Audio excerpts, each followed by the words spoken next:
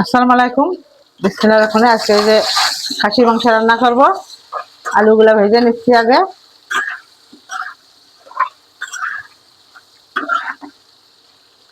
একটু লবণ আর হলুদ দিয়ে আলুগুলা ভেজে নেব। দেখা দিবা না এমনি আর আপনি কোন না আবার কি দেখাবেন। এই যে ভাজা হয়ে গেছে, এবার তুলে দিচ্ছি। লাল লাল করে ভেজে নিয়েছি। এবার ওই তেলের মধ্যে খাসির মাংসগুলা দিয়ে দিয়ে একটু ভেজে নেব। খাসির মাংস তেলে ভেজে নিলে এই যে একটা কিরকম গন্ধ আছে, খাসির বিটকিল একটা গন্ধ, ওই গন্ধটা চলে যায়।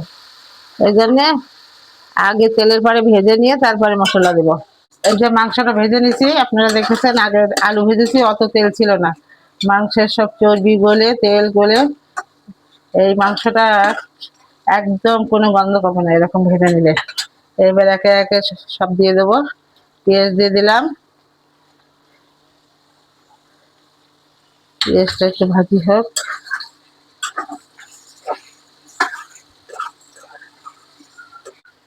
এবারে যে আদা দিয়ে দিলাম 2 চামচ মতো। এবার রসুন বাটা দেবো 2 চামচ।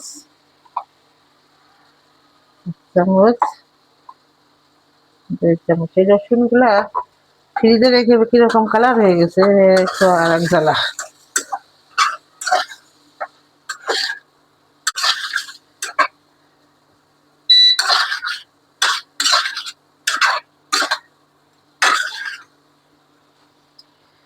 এর ভিতর 2টা টমেটো দিয়ে দিচ্ছি ছোট ছোট। আর এই যে সব গুঁড়া মশলা দিয়ে দেবো, একবারে কষাবো।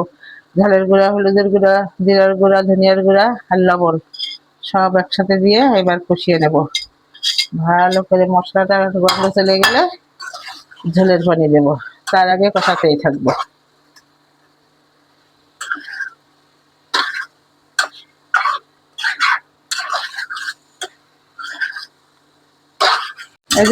এইভাবে কষায় কষায় তারপরে আলুগুলো দিয়ে দেবো। আলু দিয়ে একটু কষাই নিব। সবাই আমার চ্যানেলটাকে একটু সাবস্ক্রাইব করে দিবেন। এই যে খাসির মাংসটা হয়ে গেছে, এবার নামিয়ে দিব।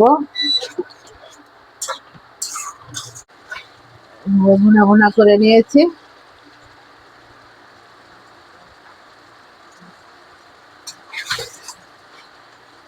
শেষ এবার মাংস রান্না।